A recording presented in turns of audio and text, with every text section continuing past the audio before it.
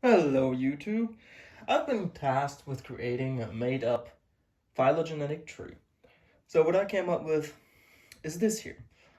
It is compiled of all the old consoles, like for example the Magnavox Odyssey, the Atari Pong, the Color TV game, which was only released in Japan, the Super Nintendo, Sega Genesis, the Dreamcast, PlayStation, Xbox, and Xbox 360.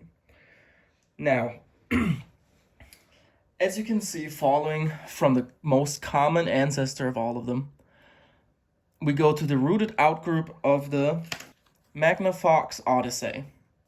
Now, following further along where it's split to the next internal node, we come to the Atari Pong.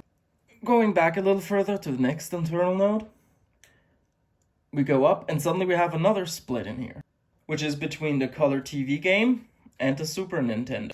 Now we follow it back further to the next internal node, and there we have it again. Sega Genesis and the Dreamcast are very closely related. And then to top it all off, we have the Xbox and the Xbox 360. Now I've mentioned a couple of things while explaining this tree. For example, here, the internal node.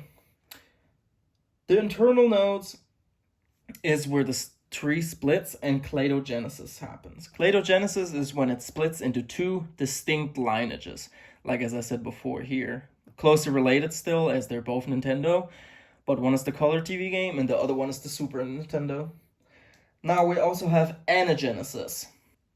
Anagenesis is related to the time on the x-axis of the tree.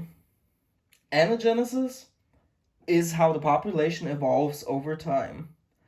Less time means they've been closer together and are more closely related, and more time means they are further apart.